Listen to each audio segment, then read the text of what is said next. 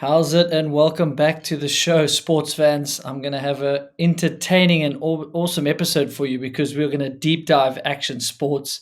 I'm so privileged. I'm lucky to have the co-founder and producer of Rampage since 2001, he's telling me, and he's done it ever since. There is Formation, which is the women's sort of equivalent, which has got them into freeride. He's been producing that. He's had a hand in that.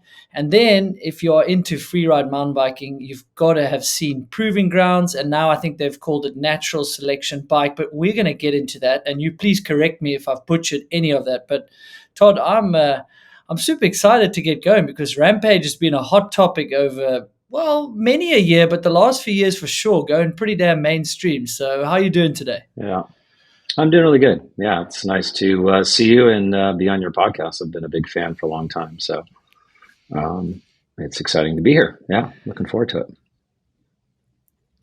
Well, I don't know if it's lucky for you or lucky for me, but we didn't cross paths at a Rampage site yet. I'd love to come in person, but I teased the idea back in the day when I was racing, and I just took one look at it and I thought, that's amazing. Too risky for what I'm trying to do on the racing side. But you've had the G Athertons, you've had the Brendan Faircloth that crossed over and made a big name for himself. So, man, you must have had quite the journey since 2001 running these events. It has been. Yeah, I mean, I've been doing events now for almost 30 years. I think this is my 29th year.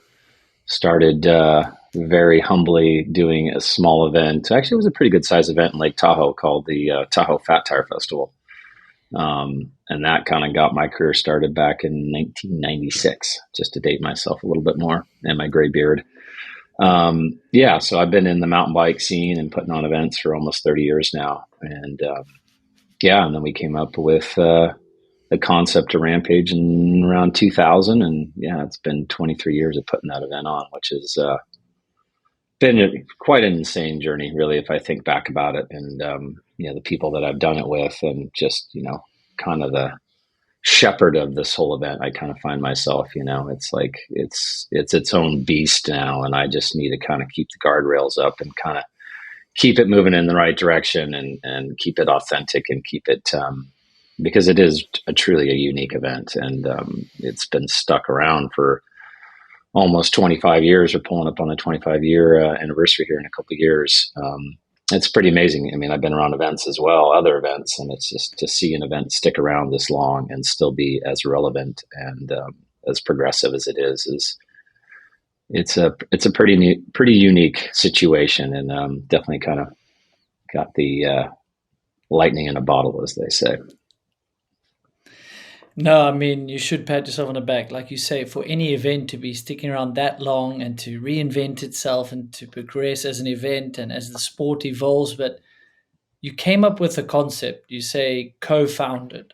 How does this even happen? Who are you with? Are you spitballing this with free riders? Like, how does it even happen that you say, well, we're going to go into Virgin, Utah, and we're going to go from the top of that hill there, huge hill, mountain, and let the riders dictate how they get down? Well, again, it's one of those, it was lightning in the bottle. Like, I think we never realized we'd be here today, and we never realized there'd be over 1 million people watching it live and, just around the world. And, it's pretty much a household name now. Everybody knows what Rampage is.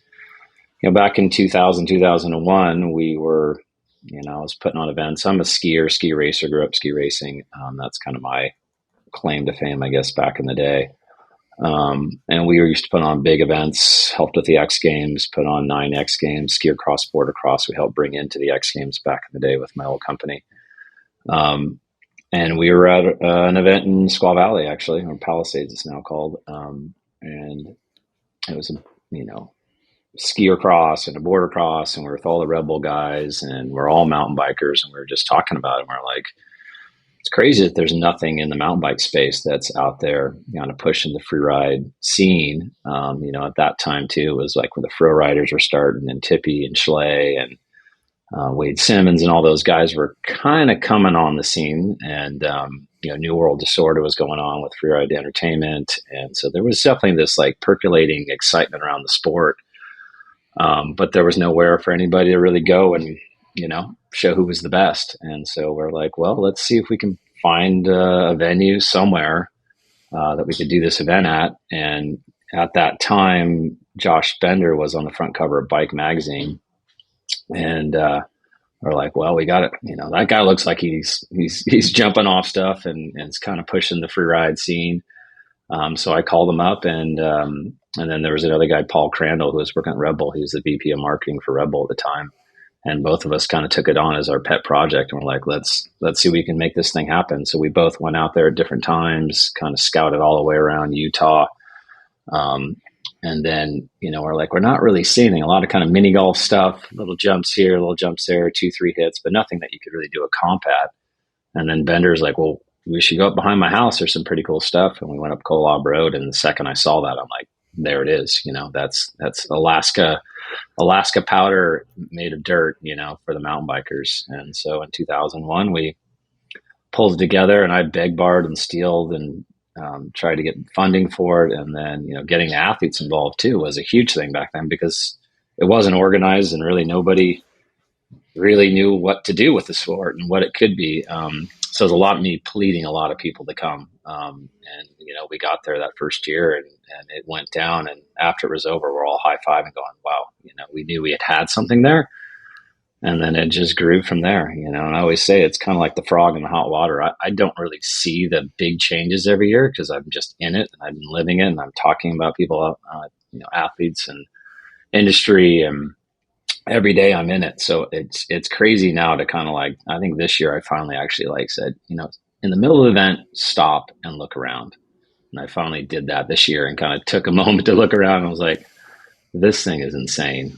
Like, this thing has truly become just next level, and just the excitement, and the athletes that were there were just the elite of the elite, and, the courses and the building and the builders that were there and what they're doing, and, the top photographers and the top cinematographers. I mean, it was just the who's who, the best of the best. And, and that's why this event now is like so incredible to watch, and it goes at the highest level because it really is the elite of elite. And we've been doing it for so long that, we've been changing little tweaks and knobs every year to try and make it better and safer. And, we bring in water now. We have a whole water system that's takes weeks to install, and it comes from a local spring, and we get the water up there. And, that has really allowed the athletes to build at another level, and really create a safer, as safe as it can be, situation, with kind of more reliable lips and landings, and being able to pack things out. So it's crazy what this event has come, and it really has been an insane journey. And I've been very, very lucky to be involved in it. And I definitely pinch myself every year that I'm doing it. I'm also pretty stressed when I'm doing it as well. It's they've all become very good friends of mine, and it's sometimes hard for me to watch, but I can only imagine. That's part of why I think I haven't quite forced myself to go there in person. I'm just every year Brendan goes back, I'm like, you sure you're going back? I feel like an old father figure, like, okay, if you're comfortable, I think you've proved what you need. But there's something about that event that makes someone like him want to go. Obviously I'm friends with him, but all those riders, there's something about pushing yourself out of your comfort zone, and you've helped those riders with a place to do that. And we've had some of the craziest, we can call them viral now with the internet, unfortunately for you. It's like viral moments, hitting on ESPN and things, and even having Salema there as one of the hosts is an incredible feat in itself, I think, for someone like that wanting to be involved in your event. And you spoke about in the beginning, beg, borrow, and steal. Like, I think people, like with anyone, with like an Elon Musk or any of these people that are so successful now, it's like it had to start somewhere. It's 25 years almost in the making, right? Do you even remember the budget you had to string together to make it work? It's probably so laughable the first year versus now, even adjusted for inflation. Oh, yeah. I mean, I did look at it recently because someone asked me what the prize purse was for that first year. And I'm not afraid to share it was $9,500 the first year. The entire prize purse. What's it now? What's it now? I can't really comment to it. I'll let Red Bull comment to that because it's kind of private. But I mean, it was hundred Oh, thousand is the dollars prize for the purse? winners. Oh, the total purse is private, but we know the winner's amount. Yeah, exactly. Yeah, Okay, and they might fair share it. enough. I just don't. I'll let them share those numbers and stuff. But 100,000 to the men and women each is pretty Yeah, insane. That we started at 9,500 for the first year. And the total. first year we Yeah. like literally, the first year we hauled up a inflatable arch and put it at the start, and kicked some rocks out of the way and put up a couple of wind blades and said, "Hey, let's do it." That was kind of where it is. And now it takes, I'm in the desert for 3 weeks or plus, building it and putting it together. And we built basically a small town out there now, out in the desert to support this.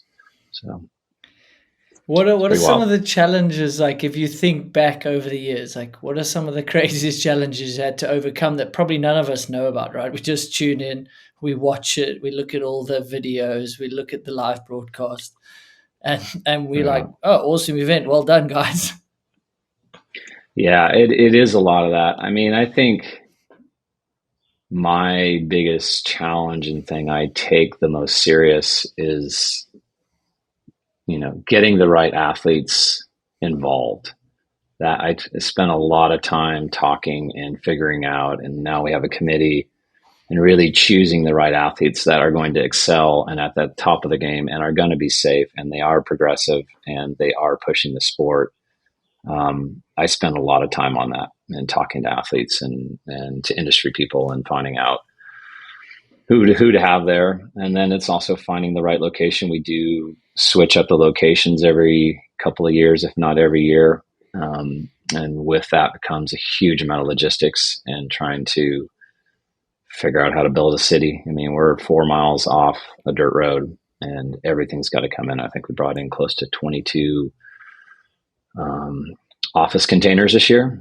And I think that took 2 full days to get them in and 2 full days to get them out and driving down dirt roads. And, weather has always been a massive thing. And, we've seen it from year to year. We've had second rounds canceled. This year, we didn't get our second round until 5 o'clock, which just about killed all of us, myself and the people at Red Bull, trying to figure out and try and keep the athletes motivated and look at safety because we had to get all the spectators out as well. People are like, well, let's just run it up to 6 o'clock because the weather's going to be that's the best time to run it. I'm like, well, then it gets dark and we have to get 5,000 people out of here. So it's there's just a lot. There's a lot to it. I mean, I think my crew was around 60 people this year. It was over probably 300 people there working on the event from music 300 production. So, working. that's Really? everything from security to course Yeah, marshals but to that's how the you event name. happens. Absolutely, no, it's massive. So, but it's great. Every year we have a lot of the same people come back here to help it out, and it's a pretty well oiled machine these days. Everybody really takes pride in that event, and they come out. It says most people that work with me, it's like their favorite event of the year, and everybody really looks forward to it. So everybody digs I in and bet goes the extra yard. So I bet you it's yeah. quite a relief when it's over, with all the stress. I can only begin to imagine just the relief of getting through, hopefully no one's hurt and the broadcast happened, or hopefully one run happens. So I guessed on the review with Cam, like having like a weather window, like a surf comp, is not realistic because it would just add to the budget would skyrocket. Like to have, you It already really have is, some yeah. weather windows, but it's not like you can sit there for a week and only run one day, right?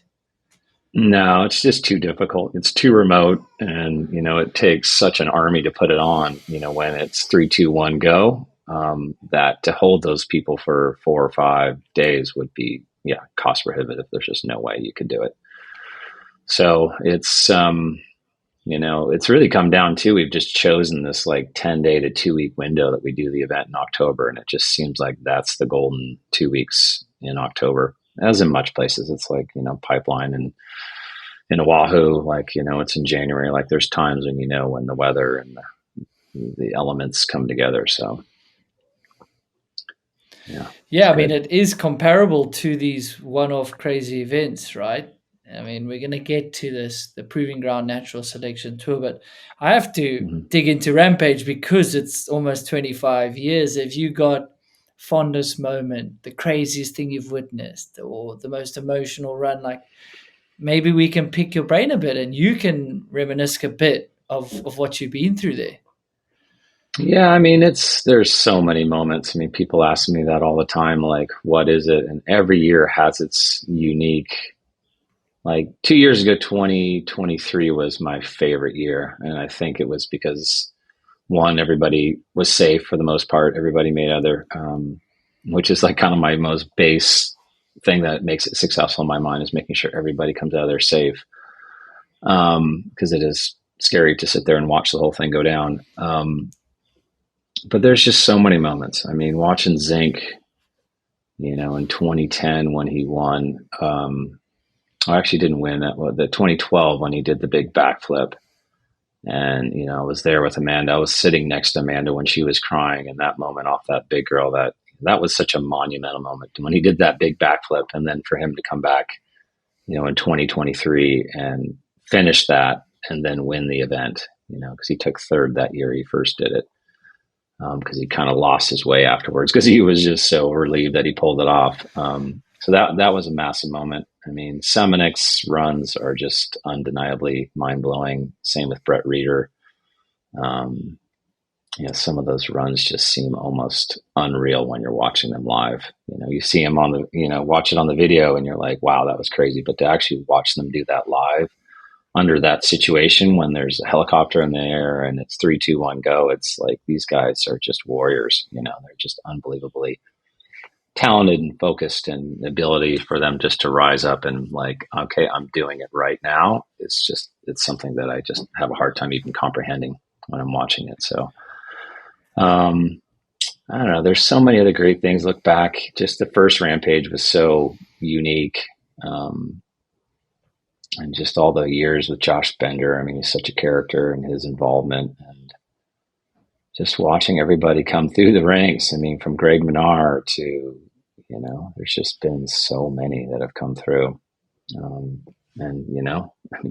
almost we've done 18 years. And so year 25, I'll have done 20 events over 25 years. So there's a lot that's gone down. And it was pretty rough and raw those first few years. Like, oh I've my just God, got Bender in my head, Robbie Borden as well, just flying off cliffs and doing some crazy things. It's doing the Newell Disorder filming days, as you mentioned, but Rampage was how these guys set their careers, for them. Your Kurt Sorge's, his winning runs set his career up. You can't speak about Rampage without the likes of Cam Zink, He's just iconic. Those two names sort of go together. And then you've had the youngster Kyle Strait. Like, think about the names in the industry, as you said, have come and stayed around because of Rampage. Yeah.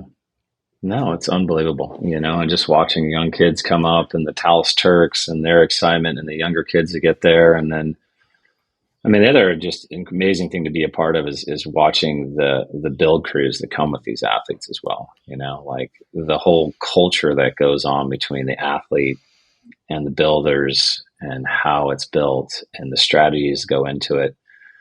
I keep telling Red Bull they should do a behind the scenes of BTS, Drive to Survive kind of thing, because it is pretty wild to be there for 10 days and watch the whole thing come together, and the nuances with Fairclaw and his team and Ollie, and just like there's so many characters out there, and Ray who comes out with Zink, and there's just over and over there's just characters, and I walk around. I mean, my favorite part about the whole event is the couple of days before, just it was crisscrossing up the mountain and talking to everybody and just seeing what's being built, and just like, you're really going off that, kind of like, and every year I'm like, I don't know about that. And then every year I'm just like, they always do it. So I don't even get concerned really anymore about what they choose to do. It's just like, oh my God. So, but it's an amazing event. It really is. And I always say to people, you have to come to it once in your life and watch it live. It is the greatest. And I've been doing action sports events for almost 30 years, from skate to surf to, I've done every sort of sport, and there's just nothing compares to this. Nothing compares to this event live. Oh, just mind blowing. And just the scene, and it's almost gladiator-esque the way the crowd comes and gets close, and the screaming and yelling and the roar when something goes down just makes your hair stand on end. I mean, it's making my hair stand on end just talking about it, because it really is just like, whew. It's just, and after the event's over, everybody's just like, wow, we just watched the world turn on its head again. Like, mountain biking's been reinvented once again. And it's that way every year. It really is. It really is. So No, something I to be mean, I seen. hear you. What have you walked towards the edge of, or heard that someone's going to flip something where you're like, there's no ways, I'm not watching, or like this, yeah, what's the scariest thing you've seen done there? Like, there's no right or Uh, wrong, right? It's your perspective yeah. of where you're like, that was silly. I don't know how that happened. Brage's drop that ended up not going very well. That was one that I was like, oh my God, that is just a massive drop. He ended up getting hurt on that, which was unfortunate. Brett Reeder's first drop that he did in, when was that? It was 2018. That was a big one. The first drop he dropped into just seemed undoable to me, but he did it and he ended up winning that year. God, there's so many. I mean, the big girl when Zink was going to backflip that thing, even last year or in 2023 when he was going to backflip that, I just stood there and I was just like, I don't, that just doesn't, those dots don't You connect don't in my see it. mind. Yeah, I don't see it, I, but I then you're don't think just at they Zink, connect in anyone's mind but his. Yeah, but his air awareness is unlike anybody, I mean, he just has an ability, cat-like ability, just to know where to be and the speed and how to pull, and so it's, you can, he's gonna nail it. So it's pretty amazing. All the Yeah, it candy is. gaps And too are always, the candy gaps are huge as well. Every year we've done those things. They're just, you stand on the lip of them, you're just like, whoa. And then you get, Bienve or front flip it, and you're just like, what? So it's also the Fairclaw and Shimon Godziak's little battleship thing. That thing scared the hell out of oh me. yeah, that Yeah, was very scary. It just puts everything into yeah, perspective, like the risk yeah, that's associated. These canyons do the same. They yeah, just like, there's yeah, just sheer nothing there. What if it goes wrong? yeah, Like, that's what we're all thinking. yeah, yeah. No, it's wild. It's definitely wild, but those guys seem to just, and again, we've had 23 years to kind of mature the event and bring the athletes up at a very kind of slow pace, which I think has really allowed the sport to progress the way it does. It's slightly incremental, but it's definitely, you can see the progress every year, and it's hard for any other sport to do that. I mean, I think there's no way you could almost do this event today, in the Utah environment. It would be tough just to be like, hey, here's your shovel, like, go build something. It's because of years and years of um, knowledge that's been passed down, and builders that allow them now to kind of build and create their lines and compete at that level. That's kind of what we're doing now with NST Bike and Natural Selection Bike, is that there's so much knowledge there, and athletes, skill level. I feel like this is the reason we're doing this event now, because there's so many people that are at such a high level, and we know kind of what type of jumps and transitions and angles work, that we can now kind of take all that knowledge from Rampage and everything that's been built there, and bring it to a course like this, with really unique natural terrain. And that's been the big driving force behind doing Natural Selection Bike, is that the knowledge is there, the athletes are there. If we can find the right terrain and build the right course, it's going to allow, this whole new crop of, skilled athletes, men and women, a place and a chance to compete. So we're really excited about it. Yeah, that's what I've really liked following along, where you mentioned like a rider committee or a committee with former riders on it, as well as you taking riders out to scout these venues, to consult, to do all these things. And I think that's amazing, like keeping the riders involved that maybe are transitioning out of competition.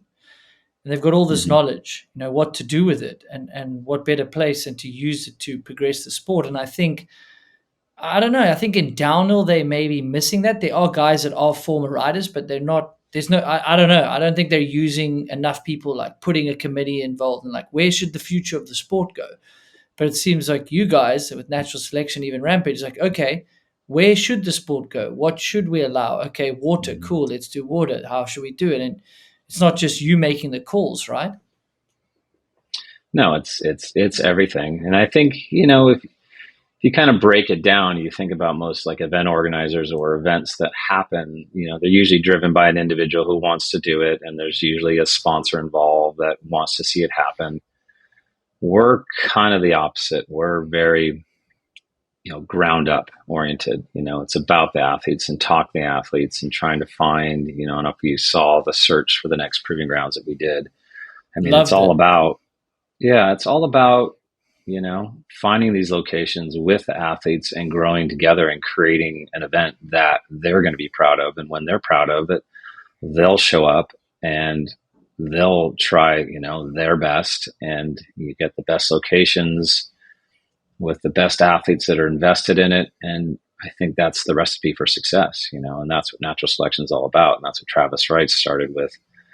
The snowboard side of it is like, Mother Earth and the environment and these locations kind of dictate what the event can look like. And so we try and seek out those locations, and we try and, get together with the world's best athletes and then find the best conditions and let them do what they do. And that's when you get the best outcome. So that's really, that's what it's all about. That's why I'm involved in it. And that's why I want to continue to do what I'm doing. Is just, it feels right. And it's like the right group of people at the right time. And this, location we found in New Zealand is pretty next level. So, got high hopes and got the right team building it, and Tom Hay and Emerson, and I've got Billy Meeklum and, Niels Granger, and there's just a bunch of people on there that are just as passionate as we all are to create and make sure we get the right course built, so the athletes can succeed at it. So it's exciting. It is certainly exciting, and I say to everyone they should, if they're into action sports and following Rampage, they should watch the Finding the Next Proving Grounds. It's really cool. You guys are all putting feedback in. You're going to all these locations. I can see the time, the effort, and then you're voting on it. You're letting these riders and Mm-hmm. your basically your committee dictate what's going to go, and then you're helping them. From what I can see, like, okay, but from a logistics point of view, we've got to think about this. Mm-hmm. Rider's perspective, you're thinking about this, and you one venue. I forget the one where you're like, this could be a great festival at the bottom. Is that the one you chose? Mm-hmm. It was, No, that right, was or Rob Rose's not? station, which Yeah. which was Okay. really one of my favorite choices.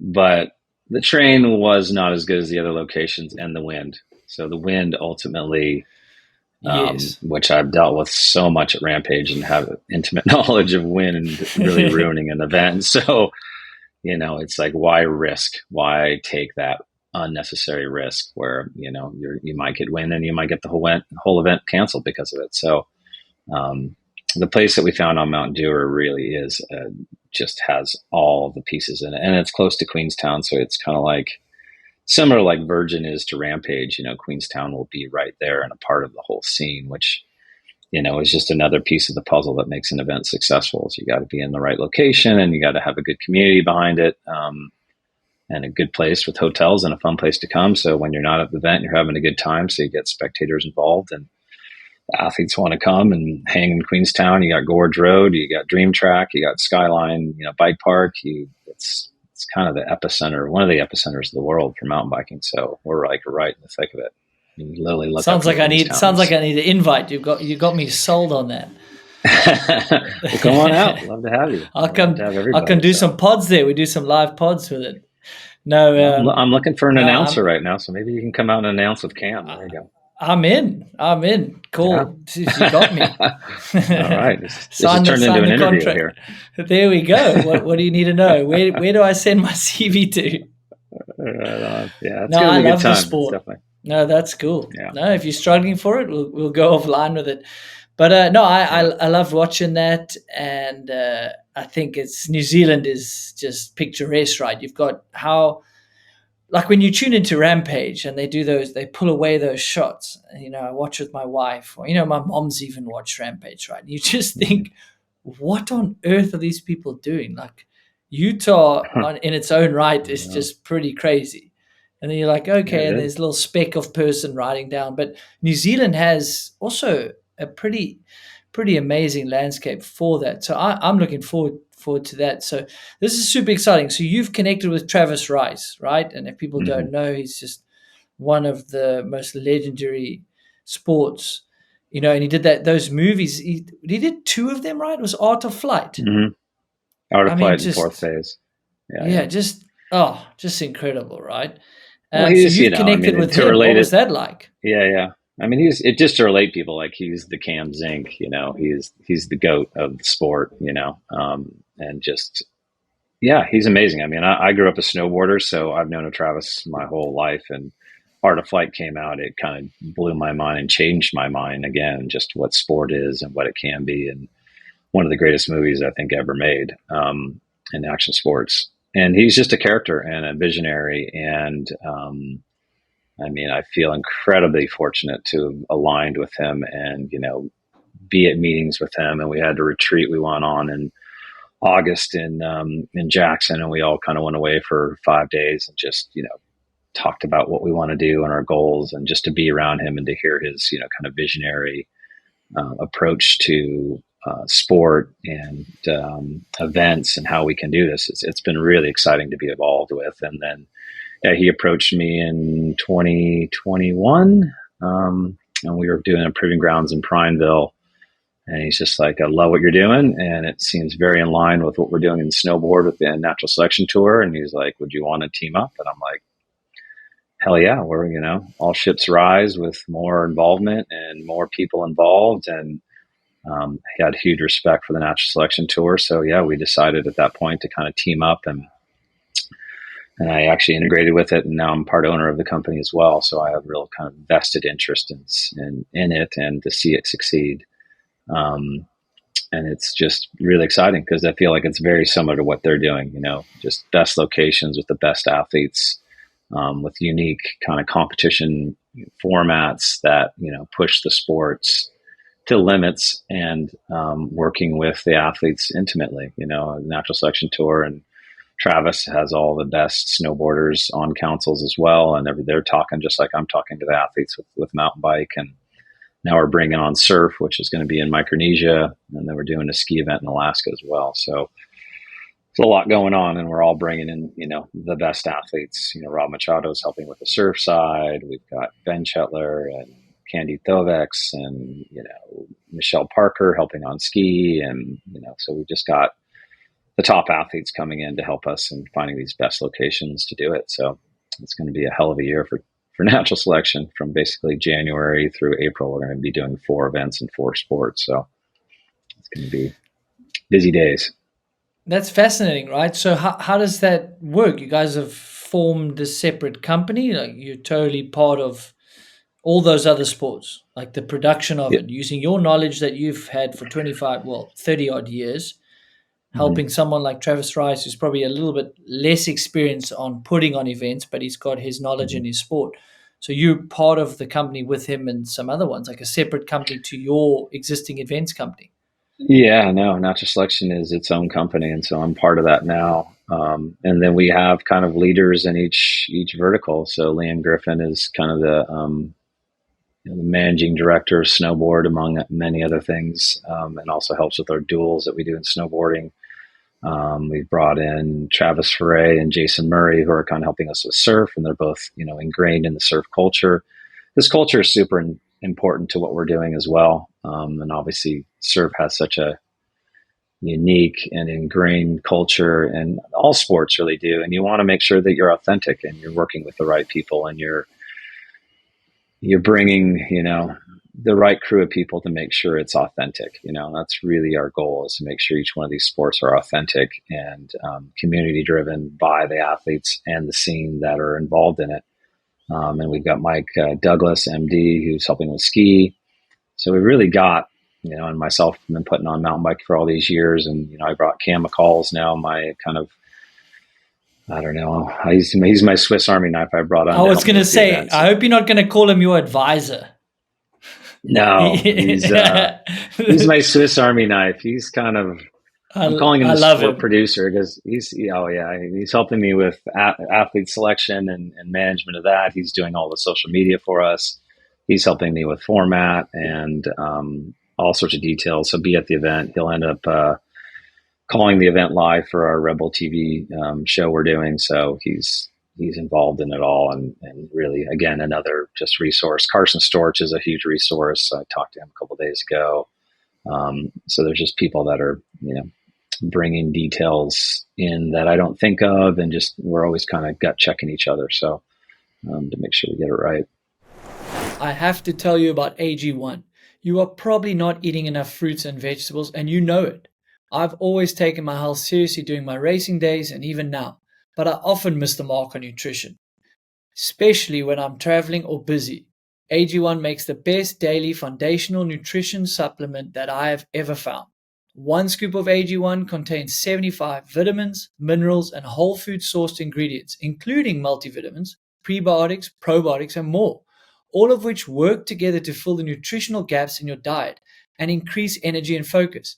They also aid with digestion and support a healthy immune system, all without the need to take multiple products or pills. I seriously look forward to in the morning. It takes all of 60 seconds to mix and drink. Best of all, there is a 90-day money-back guarantee. So if you're skeptical or not sure, you can just buy it and try it for 3 full months. And if you don't like it for any reason, they will give your money back. So if you want to replace your multivitamin and more, start with AG1. Right now, try AG1 and get a free bottle of vitamin D3K2 and 5 free AG1 travel packs with your first purchase at drinkag1.com/moving the needle. That's a $48 value for free if you go to drinkag1.com/moving the needle or by going to the link in the show notes below. We shouldn't gloss over that you've been really helping with the female side of it and getting them to the point that they're now in Rampage, to the point that they're in Mm-hmm. this natural selection, right? I've seen some of the invite list. I won't give it out. You're going to announce Mm-hmm. that probably before this airs. But we can Yep. talk about the woman. You've got Robin Goom. She was on the trip with you guys, right? Casey Mm-hmm. Brown. All these ladies have been instrumental, and you have helped them sort of come to some of these events. Like someone like Casey was at the first proving grounds, I think, or at least one Mm-hmm. of them Yep. quite early on. Yep. She was the first one. She was actually a huge inspiration for proving grounds even to happen, to tell you the truth. And I don't think very many people know that, and there was an article in Outside Magazine talked about, Rampage is not a proving grounds. And so that was kind of the idea of the name, that we needed an event to, you know, allow people to prove themselves to get into the event. The event then, kind of morphed into what it is today, which is no longer a qualifier, but it's, trying to find that kind of free ride men and women athletes that are at the elite level, a place to go compete.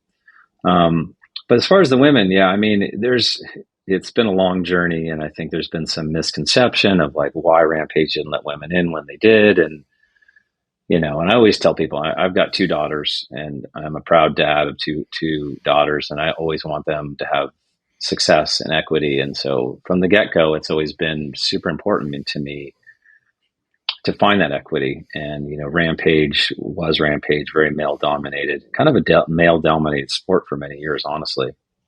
But then there were people like Casey that came out and said, hey, we want to compete in this. We want a shot at this. And so when Proving Grounds happened in 2019, it was like, come on out, Casey, love it. And we're actually taking the top 3 are going to Rampage. And I told her, if you get in the top 3, you have proved yourself, you will be invited to Rampage. And I promised her she would have been, it would have been interesting if she had gone top 3, then what would have happened to Rampage, I think would have been a wild scenario. But, it didn't happen, and it took a few years, and then COVID happened, and things kind of got put on hold a little bit. But when we came back in 2021, it was, I wanted a place for the women to come and have equal chance at it, and it took a while to get that course right and get them right. But that was, it needed to start that way. We needed to invite women to allow them an opportunity to compete because it's different than when you're out filming and, shooting with your buddies or your film crew. It's a lot different than 3, 2, 1 standing at the top of a course. And I didn't really feel like there was that progression yet for the women's. Formation was going on, and Katie Holden was instrumental in that. And again, I helped kind of on the production side of that.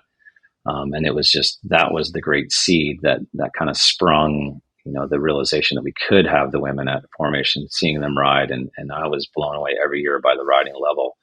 And we knew that we would get there someday. I think some people wanted to see it happen faster than it did. But I think we proved this year, this was the right year at the right time to do it. We had the right amount of women that were at a level that could do it safely. And it proved itself. I mean, it was absolutely amazing. And the weeks leading up to Rampage, the women's Rampage, I'm like, people are like, oh my God, how's it going to go down? I'm like, you're going to be impressed, because the women, I've seen them ride and at the level they're at. And, did that film trip to New Zealand with Casey and Robin, and they are riding at the level that they need to be at Rampage. And so it all makes sense, and it's all come to where it should be. And I think, whatever the people that spin on the internet say things, and they think there's somebody behind an evil curtain, like pulling strings, that they're not letting the women in for some reason. And it wasn't that we weren't letting them in. It's just, it takes time. It took time to do it right and make sure it was authentic again. And the skill level was there, and we had the right venue. And obviously it takes a lot of money to put these events on too. So it was a big ask for Red Bull to come forth and find those extra dollars and put towards the event to make it successful like it was, and it's an amazing amount of work that it took to get to where it was this year. So I'm very proud of it. I walked away after that Thursday, women's event, and I was like, that was one of the greater accomplishments I've felt like I was involved in. It was really cool. And, Katie Holden's had a big part in it, and so many people have had huge parts in it. And, all the women that have worked hard and trained to get there, and they took it so serious. They showed up, just hit the ground running, like with just such focus. And I was just like, this is going to be epic. And sure enough, it was. So it was cool. I was very, very, very proud to be part of it and see it go down and the way it went down. And, how everybody really got a lot of texts from people, like, even people that I kind of loosely knew at the time, or I still know, but they're like, my daughter watched it and she she wants to go ride bikes every day now. And it's like, so it's going to have a ripple effect across the sport, forever, showing that women can do it at that level, and they did it and they stomped it. So it's going to have a ripple effect, I think, and not only in mountain biking, but just in sport in general. I think it really showed, how tough and focused they were. So it's exciting. No, it is. But I mean, you mentioned a lot of the sort of red tape, if you will, for it not to happen yet. But as you said, there were a lot of keyboard warriors out there. Were like, what, as if you're just the only gatekeeper saying no. So what was it like dealing with that and having the conversations, even with the women's field, like, hey, we've got to get to a point that it's safe. We've got to get a point that there's a field here. I mean, it is, like you say, it takes time, unfortunately. Like, it wasn't your doing. It just is how it evolved to the point, like, okay, the time feels right. But what was it like dealing with all that? It honestly wasn't fun. Like, the year before we did the event, I guess it was the September before, I was actually moving my daughter into college, and this whole thing exploded, and people were like literally barbecuing me online and, pulling up memes. And I'm like, wait a second here. Like, people are making mean memes about me. Like, it was really tough, and I felt like I've dedicated my life, to the sport. I always call Rampage my oldest son, my 23-year-old son. And it really feels like that sometimes. I've put my heart and soul into it. And then to have people turn on it and say, hey, they think that they know how it's going down or what we're trying to do or our motives, this was pretty hurtful. But, I guess you just got to get tough skin when you deal with social media and just realize, I just get up every day and do the job and do it the way I feel. And I feel like a lot of passion and hard work's behind it. So, but it was not that fun, and it was talking to the athletes and, and there was some, kind of time it took just to figure out a little bit behind the scenes on how we were going to do it. And I think some of the women athletes wanted answers more quickly than we were able to get it to them, just because it takes time to figure out. We had to find a location, right? Like, that was a brand new location that they had to do. And it didn't really make sense to go back to a venue and kind of pack all the men and women into one venue. Like, it just wouldn't have worked. Plus, I think a lot of the women would have been compared. Oh, she's riding Carson's old line, or she's riding Reeder's old line. Like, I really wanted this first year to make sure that the women had their own, like, no comparisons, let them shine in their own light and do it on a different day as well. Like, a lot of people, why don't we got to do it on the same day? I'm like, no, let them shine and let them have their location and their dig crews and build it the way they want to see it, and let them represent the sport the way it is, because Rampage isn't just one thing, it's many things depending on the athlete. So let the women kind of have that moment to shine. And I think it worked. So I feel pretty good the way it came out. No, props to you guys and it's tough to say, oh, just do another event, do another venue. It's like, okay, so if Red Bull's budgeted X and you've got these other sponsors, and then you say we need a whole nother event. Like, it's not like there's a kitty of money that you could just go, okay, well, we'll take from that kitty and put on a whole nother event. Or like you say, you've got to have these two different venues in a quite close time frame. Like, yeah, unfortunately, sometimes you have to follow the money as well, right? Yeah, and you got to be able to have the bandwidth too. I mean, the staff, you can only fit so many people into that venue and be able to efficiently, like, kind of manage the situation. And I mean, everybody on my team was absolutely just thrashed on Friday after that event was over, like, to get both venues and everything ready. And then that event happened on Thursday, which was this huge success. And then everybody, all the women are done. And then it's like, we got to shift over and put on now a men's Rampage. And that was Friday, and all the cameras and everybody in production had to just, basically move over. And everywhere from, like, the base area where we have ticketing in front of house, like, you got to reset all that, and you got to reset everything. And then, people were showing up Saturday morning ready to go for the men's event. So, I mean, come Sunday, we were just absolutely just knackered. I mean, it took me, like, I think I pretty much sat and stared at a wall for about 3 weeks after the event. I was just like, shame. Yeah, you're not exactly sleeping 8 hours a night, are you? Peacefully. No, definitely not. And then I live there now in Virgin, so I have a 6.5. Oh, you do? Yeah. I bought kind of this little house farm there, and it's amazing. So I had close to 30 to 40 people a night, camping and staying at my house. And we had caterers downstairs. I have a downstairs kind of apartment kitchen that the caterers took over, and we were feeding 40 people a night. And it's just this crazy Rampage scene going on, after hours. So by the time the whole thing's over, it's pretty wild.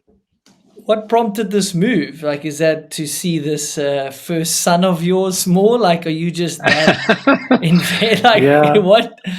Where were you from originally, and now you have a place there? Yeah, I'm from Northern California originally, and I mean, it was a little bit like, it's always been a dream of mine to maybe, like, start a hotel, honestly. So I bought 6.5 acres, and I was going to maybe build this, like, mountain bike inspired hotel there, which I've still got in the back of my mind. But now I'm so busy with all the events, it's going to take some time to maybe see that come to fruition. But I have 6.5 acres. It's right in the middle of town. I mean, literally from my front porch, I can see all 4, recent Rampage sites. And then the OG sites just right around the corner from my house. So I can tell when people are heading out there. I can see dust plumes from trucks when they're driving out there. So it's a pretty amazing place to live. It's gorgeous. The people are awesome. I mean, there's like 530 people live in that town. And I guess I'm one of them now. And I enjoy living there. And then, my partner, she lives out in Marin County. So I come out here quite a bit, and it's not a bad place to spend time either. And then I travel about a third of the year for work. So kind of just all over the place, but I love coming back to Utah. It's a wonderful place. It's a good spot. It seems super unique and awesome. Maybe in your retirement you'll have time for this hotel, this bike hotel. I look forward to seeing that. You mentioned when we were comparing notes, you helped come up with the judging system. That's a hot topic every year. It's so subjective. I try my best not to, for lack of a better word, shit on what is an horrendous job to start with. Like, it's always going to be subjective. I'm not there. Everyone has an opinion. But can you talk to me how the judging started, evolved, what you think about it, what ideas you guys have? Because it's just an awesome topic, but I feel you've got to give people an opportunity to explain what's going on so that the people that like to comment, and even I'm paid Mhm. to do a review podcast, is, it's easier for me to talk about it than actually be there in the room and try get the scores down. Yeah, I mean, I guess just to kind of back up on that question, I mean, the basis of it came from, again, I came from skiing and big mountain skiing. So the original judging format came from like a big mountain ski contest, which is almost identical to what we're doing on mountain bikes. It's line choice, it's amplitude, it's fluidity, it's style, all the things that you see in a big mountain ski comp or snowboard comp, you see coming down at Rampage. So that was the basics of it. And then that kind of worked till about 2015. And then there was a lot of kind of controversy on the judging. So actually in 2015, I totally ripped up a 2-page judging manual and made it to like an 8-page manual and really went into drilled down into what it is and what we're looking for and what Rampage is and how it's unique and how it's different. And, the challenges for, you've got, let's just say the men, we've got 18 men. You've got 18 completely different lines. You now have, the sport has become so diverse from Fairclaw and his World Cup downhill style to, again, Bienve, who's more of a gymnast, to, Semenek, who's Semenek, and Zink, who's Zink, and Straight, who's Straight. Like, they're all these unique individual athletes with a unique set of skills and a unique way they like to interpret a mountain.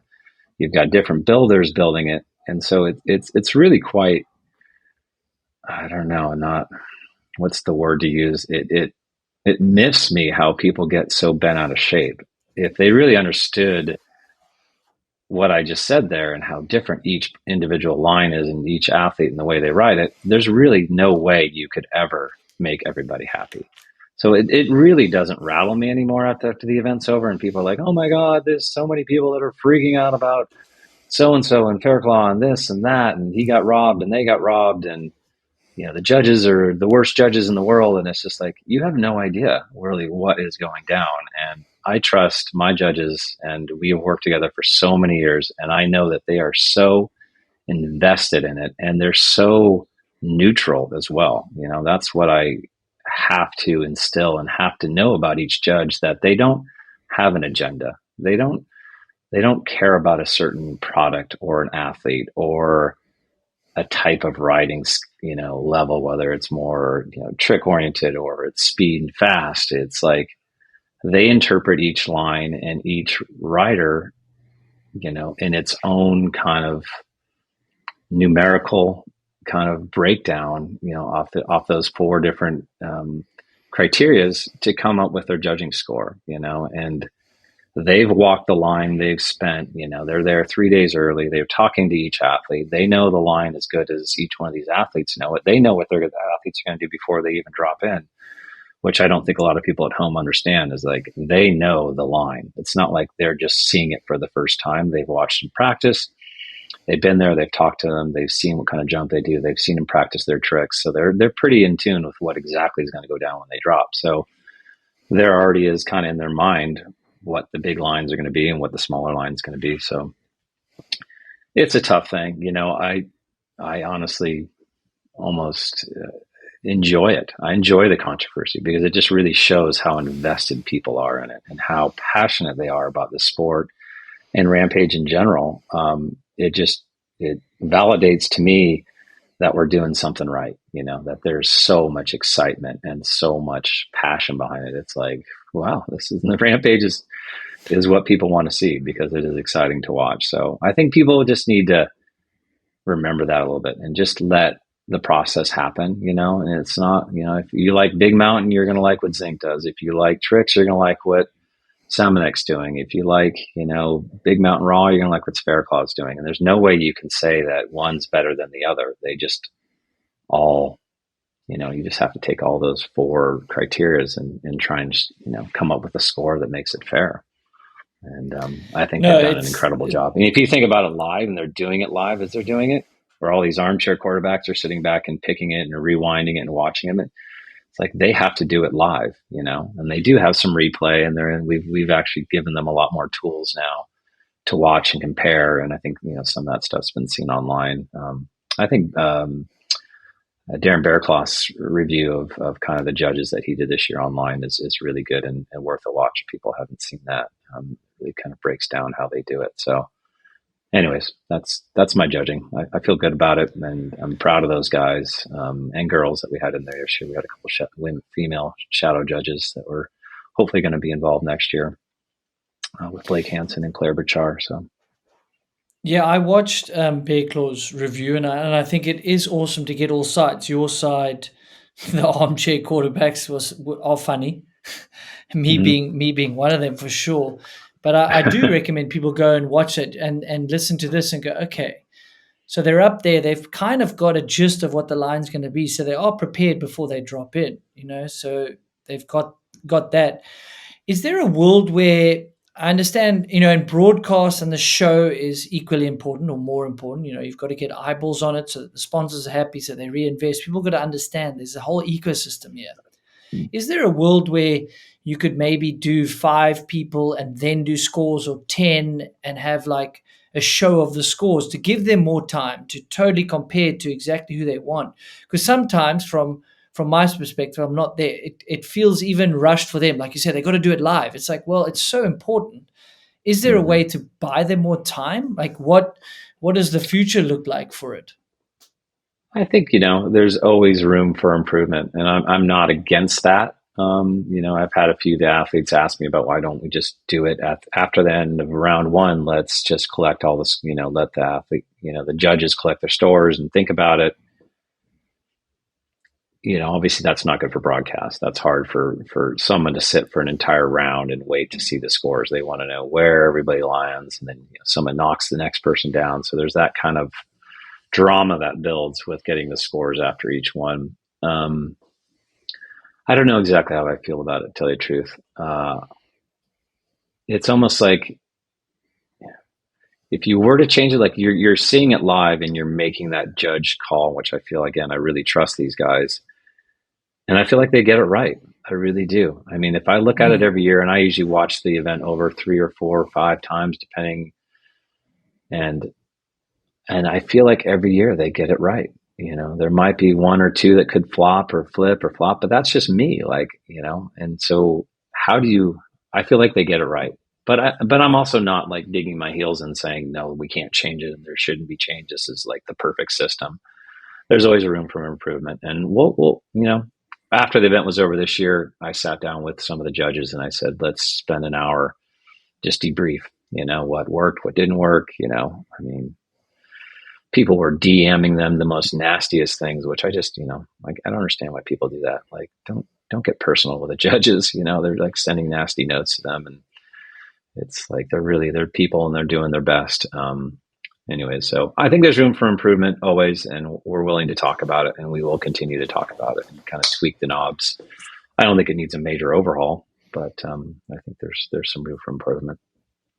No, I wouldn't say so. And I think you wouldn't be doing this event 25 years running, obviously there's COVID and a few years you didn't do it. Like it wouldn't be the event it is without being willing to take feedback. Like, I think that's like a really big lesson I'm learning. It's like, yeah, I'll listen.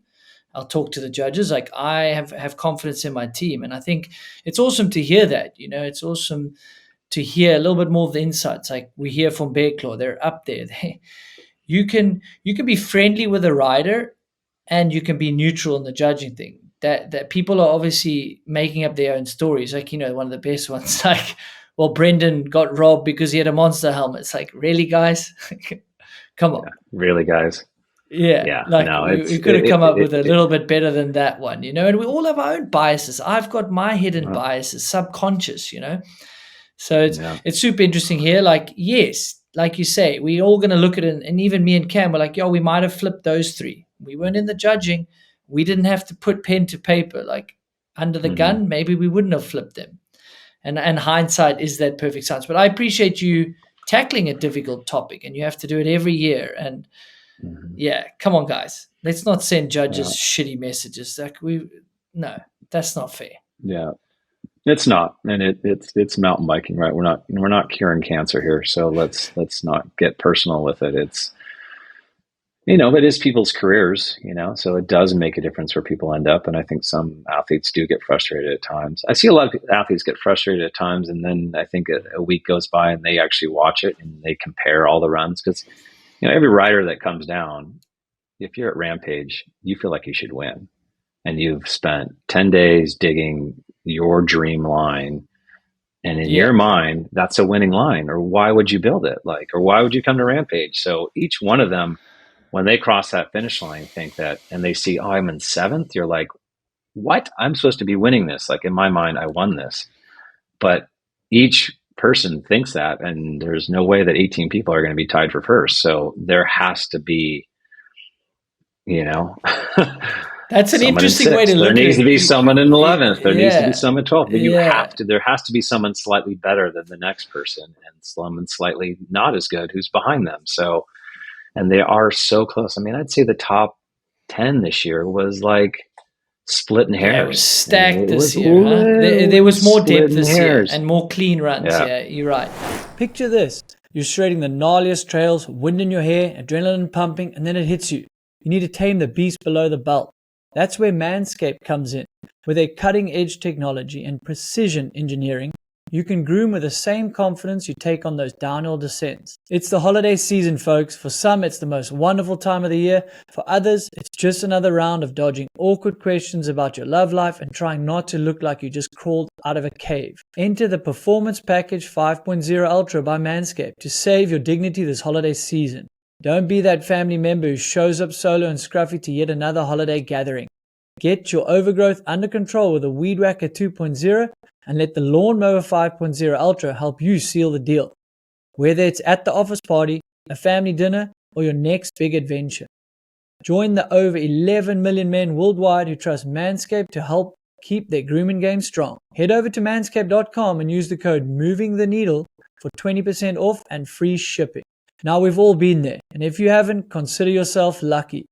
You're about to groom in places you'd rather not talk about. And oops, you've got a grooming mishap on your hands. Not with Manscaped. With their design built to reduce the risk of accidents, you'll groom with confidence. And it's waterproof, so you can use it in the shower too. The Performance Package 5.0 Ultra is your ultimate holiday helper. It's everything you need for below. The waist maintenance. It takes care of those rogue nose and ear hairs. Think of it as your seasonal survival kit, keeping you clean, confident, and ready to crush cuffing season and every festive gathering ahead. And here's the best part. The Performance Package 5.0 Ultra doesn't just stop at the essentials. It also includes 2 holiday bonuses. The Boxers 2.0 Midnight Bravo and the Shed 2.0 Toiletry Bag. These premium extras will make sure you're always ready to jingle and mingle, whether at home or on the go. So if you want to look and feel your best out on the trail or outshine your weirdo uncle who's still rocking that goatee from 1985 and claim your spot at the top of the sibling power rankings, Manscaped is for you. As I said, get 20% off and free shipping with the code MOVINGTHENEEDLE at manscaped.com. That's 20% off and free shipping with the code MOVINGTHENEEDLE at manscaped.com. Stay on top of your grooming game and be ready for anything the season throws your way. Okay, so an interesting topic, like you say, there's Semenuk and the way he rides, and then there's Brendan, there's Zinc. Can you define Rampage, or is it something that shouldn't be defined? Obviously you've pulled Shouldn't be water in. defined. I love people like, oh, the landings are so buff. It's like, so you want him to go 60 foot, but you don't want a buff landing. Like they don't go together. So you can't have one without the other. So that one I don't even entertain. Like, have water, build safe features. We want to see epic stuff. Is there a way to define Rampage, or are you at the point that you can't really? Because if Rampage big mountain, some people say, well, why is Semenuk there on a single crown? And I love Semenuk. I'm not. This is not against Semenuk. I'm just saying that's the concept of the question is, if it's big mountain, but slopestyle sneaking in, like what do you do?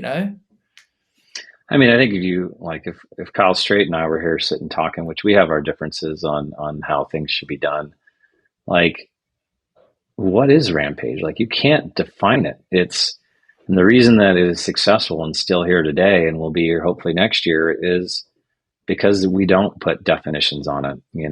It started as a big mountain event, with Ross getting down, chutes, and that's still part of the sport. I mean, I see, there's rad shit going on all the time now with Brage and Anytime, and I see Sorgi and Andreu are down in Chile right now. Like, there's that big mountainside to it, But there's also guys like Luke Whitlock that's out in the desert, spinning threes off 30-foot drops. Like, there's Talis Turk, there's the In the Hills gang doing the GRC out in Green River. Like, what is it? There's Faircloth competing and doing Death Grip too. Like, it's all that, and none of it more than the other. It's what the athletes in the sport are dictating today, and that's the reason Rampage has, again, the lightning in the bottle is that when we need to bring water in, we've brought water in. When we had wood ramps and they made sense, we used wood ramps. When we removed them, because it didn't make sense. So, each athlete shows up every year. They're the best in the world at what they do, and they interpret it the way that Fairclaw does, or Semenuk does, or Tommy G does, or Tom Eistead does, or Tyler McCall does. Like, they're all Rampage. And so who am I, or who was anybody at home saying what Rampage is or isn't? Is it tricks? Is it big gnarly shoots? Yes, it's all that, and it's what these guys dream up. So don't put it in a box, because it's not what this event is. This event is outside the box, and every year, and it just blows the roof off, So that's the special sauce. That is what this event is, and that's why I love this sport. I just feel like it never is one thing. Surf is surf. That's a wave that comes in, and you surf it. Some are bigger, some are this. Even snowboarding, whatever. It's kind of become what it is. I feel like there is no limits to what mountain bike can become. And going to a new location like New Zealand, or where the next one might be, maybe it's in Chile, maybe it's in Europe, maybe it's somewhere in Colorado. Like, who knows where the next big event can be held, but it will be dictated by the terrain and the athletes, and that's really what the sport's about. It's about the terrain and the athletes and what they want to do with that terrain. And that's, what Rampage has become, and reason it will hopefully continue to be successful. That is very well defined, even though we're not defining Rampage. I love the way you answer that, because I'm just hearing you and I'm going, but if you did define it, you would potentially stagnate the event. So if it's only big mountain, no single crown, okay, no more tricks, like we got to go back to our roots, then it maybe becomes stale. And maybe that's why every year, like you say, you don't know what you're going to get. Okay, there's wood now. Now some keyboard warriors like, why is there wood? And then they take the wood away and they're like, okay, there's an awesome canyon gap now, but that was pre-built. Okay, now there's water, so you're never going to please everyone. But I guess it keeps us guessing. Yeah, I mean, keeps the sport evolving. It's pretty cool. Yeah, I mean, I'm looking at this. Yeah, I look at this new venue we're doing in New Zealand and for Natural Selection Bike, and I'm like, with the builders and the athletes that have all been involved in where we're at right now, it's like, let's leave. Like, we're going to do a third line. We're only going to do 2 lines that have a bunch of A and B options and stuff. So there'll be some creativity. But we were looking at a third line, but we're like, let's leave that for another day. Or we see this big feature that looks like a natural feature that we'd want to build. Like, let's save that for another day. Like, because you're always going to have, next year you want to come back and have new, because you could never do like a free ride comp and just go, this is a set course and we're going to do it here for the next 4 years. Like, that would never work in this sport, because all the athletes, the basis of the sport is just doing something new and continuing to push it. And if you were like, say, here's your set course, go do what you do on it, would just feel inauthentic. So, and it's not what people want, at least not what the athletes want, which is the most important. So I think, it's got no real definition, and it will continue. I think 5 years, you ask me the same question, I'll probably have a different answer to it, or maybe the same, that there is no definition to it. So, and I think when people say, oh, it's not big mountain anymore, and there's water and there's the landings are this, or the takeoffs are perfect. It's like, yeah, because it's freaking gnarly what they're doing. And the more you can do to ensure their safety and success, the more this event will continue, and everybody can continue to excel at it. So it's interesting. So can you riff on natural selection? Like what is that? Where's that come from? Where you guys looking to go? And maybe just shed some light on it if people haven't quite followed the releases and the tour that you guys are setting up. Yeah, I appreciate you kind of bringing that to light. I mean, again, I've been at Rampage since day one. Been around the sport, been around the athletes for quarter of a century, and to me, this is like this is what's getting me out of bed right now.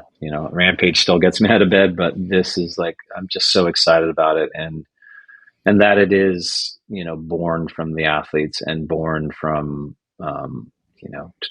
whatever, 30 years of putting on events, to really go find this epic new venue. And so, and then just being a part of the natural selection, ecosystem, and working with Travis and Carter Westfall as our CEO, and Cersei Wallace. We have like just a dozen really creative people. And I feel like, I kind of pinch myself sometimes that I somehow snuck myself into this organization, because it's really cool and progressive, and we're doing some really unique and cool stuff. So I'm excited to be a part about this. And, it took us 2 years to find this location in New Zealand. And I feel like it is, kind of a part of where the sport is going, and Rampage is Rampage, but this is different, and it's going to be a little bit more built. I'd say the features are more trickable, but still big exposure. I think there's a 60-foot gap in there, over this schisty knoll that we've dreamt up. I think it's online. You can go see the picture of that. It's pretty spectacular, with Queenstown in the background and Lake Wakatipu's in the back. And the photos are going to come out of this, and the images are going to be insane. And we've got Gab is going to be there on the FPV, and Clay Porter is going to be there shooting, and Jeremy Grant's directing it. Oh, nice.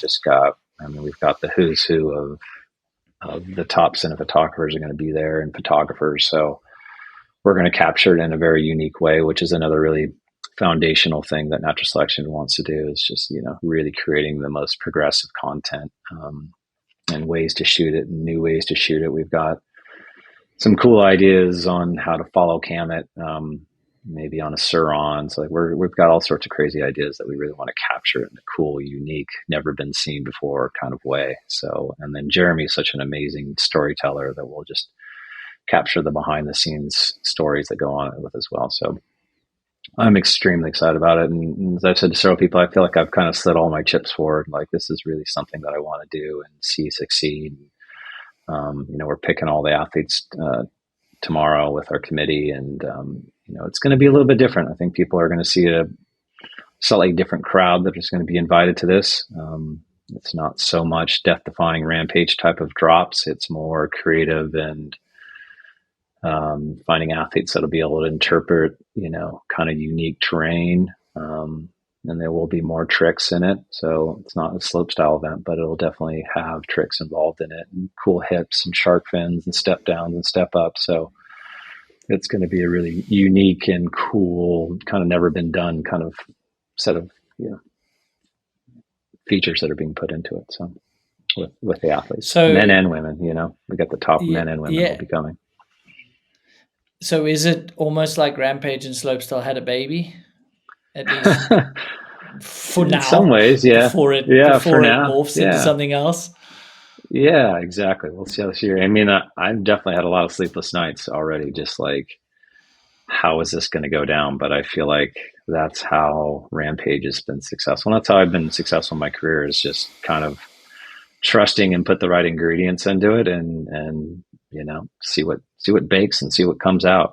Like, I have really no idea what's going to happen at this event, but I think that's the cool, unique thing about it, that it's putting all the right ingredients together and see what comes out. So. But you did mention, so there's going to be sort of predefined lines. You're going to build two with options for the riders. So that's unique, right? It's not one slopestyle line, and it's not an open canvas like Rampage.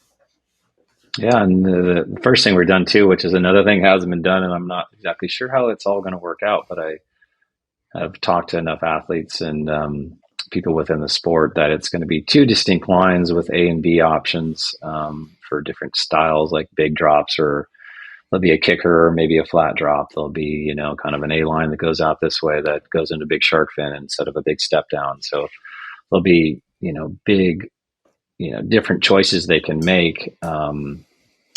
And then the unique thing we're doing is there's two lines, and all athletes are going to have to compete on both those lines.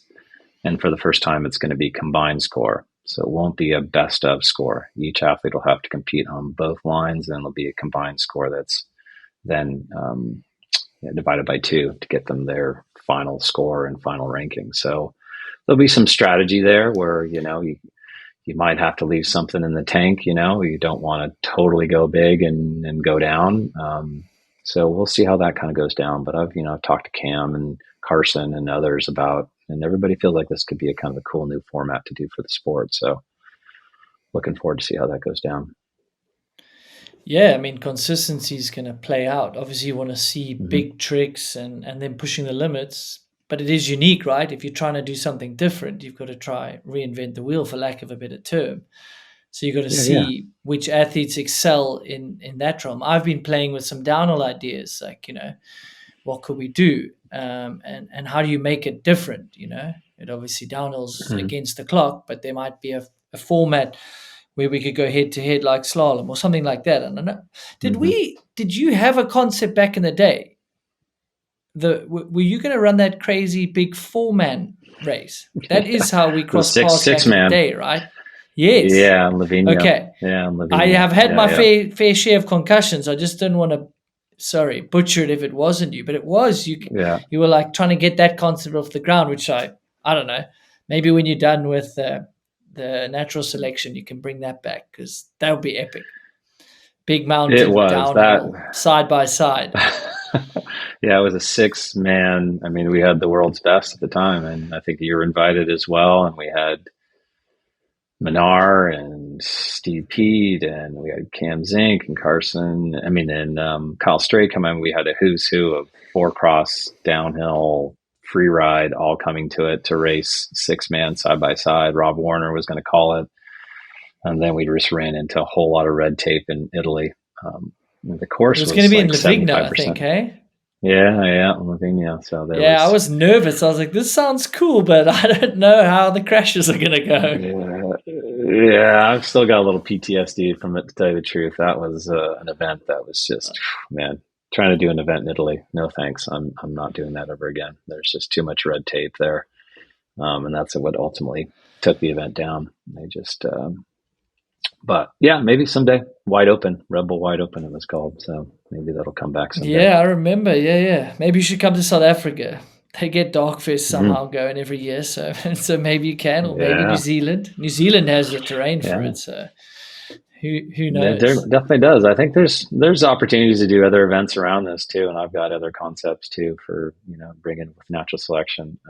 And that's the exciting thing, is everybody at natural selection wants to see those new ideas and how we can continually push it. And, like last year we did that Pacific City event with Carson Storch, and that was one thing. And I'd like to do more athlete driven stuff, that's kind of where the Proving Grounds brand that we have will now kind of go to those kind of qualifier, more athlete driven events will be the Proving Grounds events.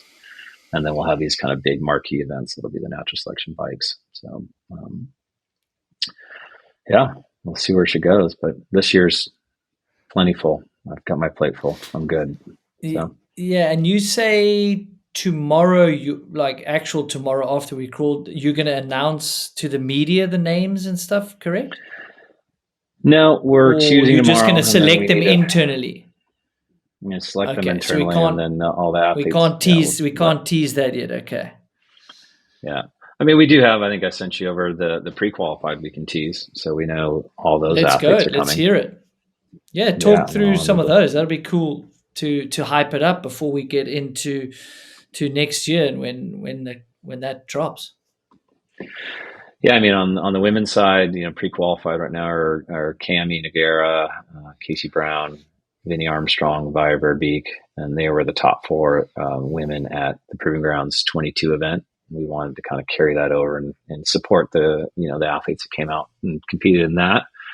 And then Barb Edwards got qualified through our Proving Grounds Pacific City, which was at Carson Storch's place. So those 5 women are pre-qualified. And then we've got, I'm trying to pull up my list here just to make sure I get it all right here. And then you're going to add how many others to the list?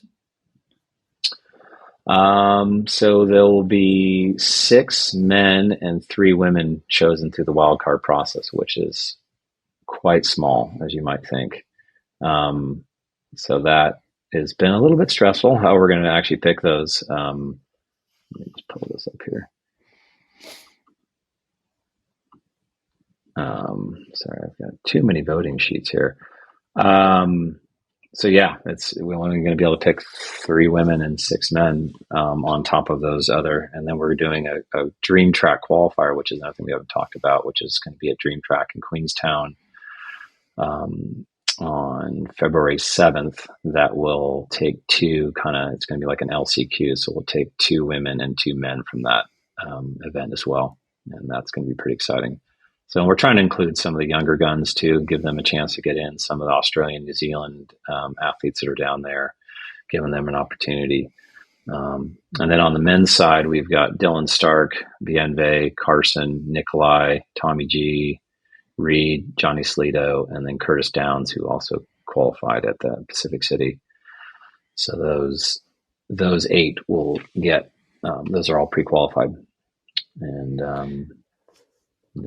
say you're a big name and you want to get involved. What's the process like to get? It would be called. I've got a pretty good list. Get another invite. Yeah. I mean, I've got a pretty good list of all the athletes that wanted to be in Rampage, and people have sent them my direction. So I've probably got a list of close to 80, 90 men and women athletes that are kind of in the scene. Yeah, it's a lot. And then from the men's side, I've got 33 wild cards that want to take 6 spots. So that's our job. Yeah, that's a big challenge. It's really big, Yeah, so I'm not really quite sure how that's still going to go down, but we'll work through it as a committee and try and be try and find the athletes that again for what Proving Grounds. Natural Selection Queenstown. The type of course it is really how we're choosing the athletes. It's not Rampage type of athletes. I would say it's more this kind of new style. So that makes sense. So there might be names I'm thinking about, but I'm thinking Rampage, and they might not even be interested, or they might not suit the course. So we've got to be open to some new names and some other names that will really suit the course. I'm looking forward to it. It's exciting. More events, the better, if you ask me, for sitting at home as an armchair pundit, for sure. So I want to be respectful of your time and the stress you have trying to pick 6 of these riders and 3 women. But I do want to give you the opportunity, like if we've missed anything or as we wind down, like it's really exciting. And I can see how excited you are about the future of action sports, free ride, for lack of a better term. Maybe there'll be a new genre after these events. Yeah, I don't know. I just kind of pinch myself that somehow I've ended up here after all these years. For a lot of years, I just wondered what I was doing, putting on events. It's a really tough way to make a living. With just really small margins to try and either make a little bit of money or lose a lot of money. It seems like that's the way these events go down. So, but I feel like now it's matured enough, and Rampage has become this really kind of global phenomenon that I've been involved with, and Red Bull has been absolutely amazing to work with these days too. And I've had my ups and downs with them over a, almost 28-year career putting on events with Red Bull. Put their first one on, like I said, the Tahoe Fat Tire Festival in 1996, and I've been, done over 100 some odd Red Bull events and athlete projects with them since then. So yeah, just that whole relationship has been up and down, and it's in such a good spot right now. And Red Bull is so supportive of what we're doing and how we're doing it. And, they're a big part of the Natural Selection Bike and the whole Natural Selection. All of our events will be on Red Bull TV, and they're a big partner on the event. So they're just, I don't think they get enough kudos. If I could say anything, I guess in closing is how big Red Bull is in what we all do, and all the athletes and all the opportunities that are given to action sports. Is Red Bull is definitely somehow at the base or at the core of all of it. I think they just and they have really good people that really help the scene grow, and bring on athletes that are ambassadors to each sport. So yeah, it's been great working with them for sure. Yeah, it's amazing. And so was the first Rampage connected with Red Bull all the way back then. Mm-hmm. Like It was, that's yeah. just insane. Yeah. I mean, there was such a small group in 2001. I mean, I don't even know how many people worked for them in the US, but it was not a lot. I'd probably say under 100. Yeah. And again, Paul Crandall, I always try and bring his name up because he was working for Red Bull at the time. And without him, him and I kind of was our little driving force behind it. There's a lot of other people, and Bender obviously on the athlete side, and a whole host of other people that were involved too. But we kind of made it our mission to make that event happen. So yeah, it's crazy to see now this brand as big as it is, and they're in Formula One, and they're in NASCAR, and they're in football, and they're in all the stick and ball sports, and it's amazing to see where that brand's gone to. What with your experience, what would you tell your 20-year-old self if you were looking back? Good question. Good question. I guess just keep going. There was definitely a time when I was 20. I was like, man, this is a lot of work with not a lot of payoff, and always seem to be in the crosshairs of controversy and athletes not happy with you, or it seems like somebody's always unhappy with what I'm doing, which is sometimes tough. So it's sometimes tough to do. It's like, well, people are just so not happy with it. Why am I doing it? But then I have to realize that that's, 1 or 2% or, 0.05% of the people that aren't happy. And there's 99% people who are happy with what we're doing and how we're doing it. So I would say just keep going. I've traveled the world. I've been, I've seen some of the most amazing action sports things go down, and been very privileged to be a part of it. And yeah, just keep doing what you're doing. Yeah, I mean, I read a quote today, and I've heard it before. No one actually knows what they're doing. Everyone's figuring it out. We all look outside to these people that seem like they've got it figured out. And even if I look at you, I'm like, you have it figured out, the past stuff you've done, and now you have to figure out this new natural selection to it. You're like, oh, we're going to do a combined format. Let's see how it goes. But you just keep doing it. I think it's pretty inspirational. It's cool. Well, I think one of the most successful things I tell myself sometimes is fake it to make it. Like you literally just have to. Sometimes you have to, right? You do. You just you don't know the outcomes, and you're not sure what the outcome can be, but you're with, as long as you get the right people and you've got the knowledge from doing other things, I feel like now just keep moving forward, and hopefully it'll work out. Well, I mean, I think that's a pretty good way to end, but I will give you some thanks and some appreciation. Thanks for what you've done for the sport. Thanks for bringing Rampage to what it is, and now natural selection, because I think that's unfortunately what you don't get. You don't get a lot of the appreciation. You're doing all the work, and someone's always going to have something negative to say.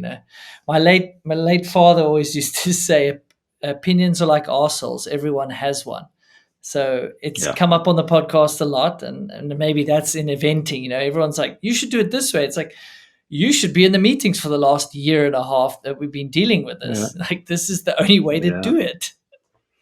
Yeah. People really do not realize the amount of behind the scenes stuff. They see the day of the event, but there's 364 days before that of just, lots of conversations and thousands of emails and Zoom calls and you name it. I mean, it's just every day. It's like when I get to actually get to the event and put it on, to me, that's the fun part, like people are like, oh, this is the most stressful. I'm like, no, I've done all the work. It's taken me all year long to get to here. Yeah. By the time I actually get to Rampage, it's like, now we're just doing the fun part.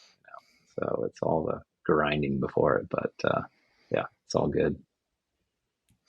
Well, Todd, thanks so much for making the time in your busy schedule. I mean, I know you're off doing these selections tomorrow, and then you're off on a trip, and I think February is going to come around really quick for you, as we know. So we'll connect after this call.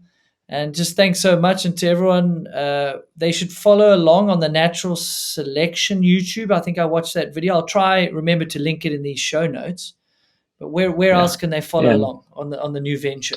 well, at Natural Selection Bike is our Insta handle, and then there's links there to get to our YouTube as well. Natural Selection Tour as well. Well, it's actually just at Natural Selection now. It's kind of our main Insta, which a lot of information. Then you can go to naturalselectiontour.com as well. Has all the details, and we have just an amazing set of media that we put out as well, which I think people don't realize how much cool content we put out. And so go check it out. There's some pretty cool stuff in there. We work with the best athletes and the best filmmakers in the best locations. So everything we do is pretty spectacular. So we'll look forward to it. And thank you. Like, I thank you for Awesome, what man. you do as Well, well. And yeah, it was a real honor to get invited on this. I was like, oh, and so you've got a big voice and you do a good job as well. So thank you for what you do.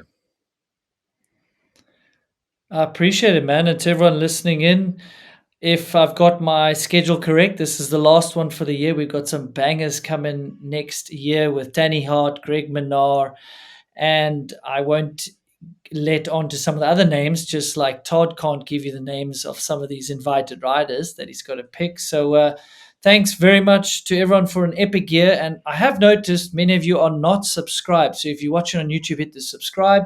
Make sure you go check Natural Selection Bike. I was watching those videos. It's epic. So thanks again to Todd, and thanks to the listeners. Till the next one. Peace.